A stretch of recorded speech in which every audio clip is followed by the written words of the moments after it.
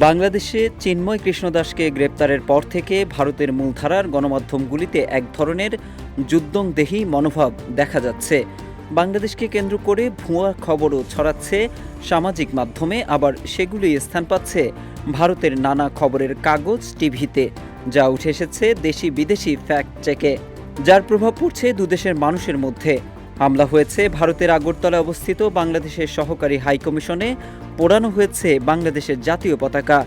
এসব ঘটনার প্রতিবাদে মিছিল করেছেন বাংলাদেশের বিভিন্ন কলেজ, বিশ্ববিদ্যালয়ের শিক্ষার্থী ও বিভিন্ন শ্রেণী পেশার মানুষ। বিশ্লেষকরা মনে করছেন, সংকট নিরসনের স্বার্থেই দুদেশের উচিত আলোচনায় বসা। জার্মানির এক গবেষণা প্রতিবেদন উঠে এসেছে, ভুয়া তথ্য প্রচারণায় বিশ্বের শীর্ষ দেশ এখন ভারত।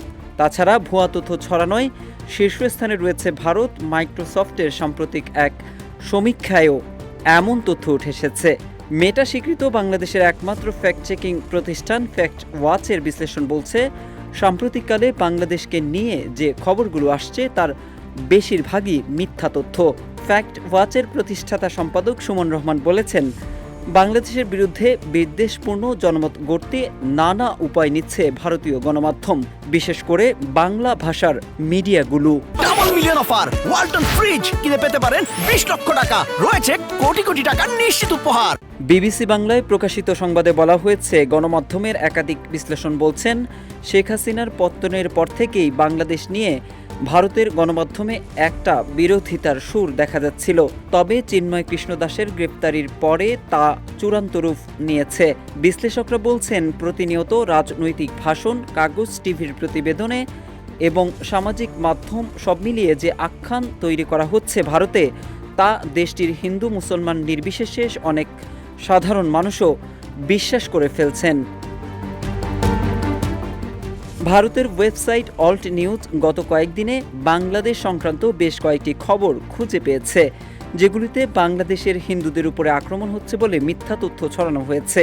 ওয়াল্ট নিউজের প্রতীক সিনহা বিবিসি বাংলাকে বলছিলেন, বাংলাদেশে সংখ্যালঘুদের উপরে হামলা হচ্ছে, এটা যেমন ঘটনা তেমনি এটাও সত্য যে বহু ভুয়া খবর, অসত্য তথ্য সামাজিক মাধ্যমে শেয়ার করা হচ্ছে, মূলত দক্ষিণপন্থী সামাজিক মাধ্যমগুলোতে। এর মধ্যে অনেক ভুয়া তথ্যই আবার মূলধারার গণমাধ্যমেও প্রকাশ পাচ্ছে বলে বলেছেন তিনি।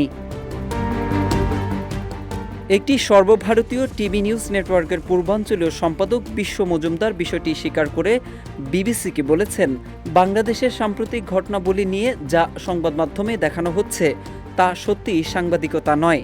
অল্ট নিউজের সম্পাদক প্রতীক সিনহা বলছিলেন, ভুয়া তথ্য পরিবেশন যে শুধুমাত্র বাংলাদেশের সাম্প্রতিক ঘটনাবলী নিয়ে হচ্ছে তা নয়, ভারতের বাইরের নানা ঘটনায়, যেমন ইসরায়েল ফিলিস্তিন সংঘাত বা রাশিয়া ইউক্রেন যুদ্ধ নিয়েও এরকম ভুয়া তথ্য পরিবেশনের ঘটনা তারা দেখেছেন। ইসকন বাংলাদেশের কার্যনির্বাহী কমিটির সদস্য ঋষিকেশ গৌরাঙ্গ দাস বলেন, এমন প্রচারণা সম্প্রীতি নষ্ট হচ্ছে। তিনি সঠিক নিউজ কাভার করার আহ্বান জানিয়ে বলেন, অতিরঞ্জিত করবেন না। অনেকটা যুদ্ধ ঘোষণা করার মতো করে ভারতীয় গণমাধ্যমের প্রচারণার বিষয়ে কূটনীতির যে রাজনীতি, তা কি সামাল দিতে পারছে অন্তর্বর্তী সরকার? এমন প্রশ্নের জবাবে সাবেক রাষ্ট্রদূত এম হুমায়ুন কবির বলেন, পড়শি দেশের এমন অবস্থানকে বাংলাদেশের হালকা করে দেখার সুযোগ নেই। যদিও ভারতের এই প্রোপাগান্ডা দৃঢ় হচ্ছে বাংলাদেশের ভেতরকার বন্ধন এক ছাতায় নিয়ে এসেছে সব পথের, সব মতের মানুষকে।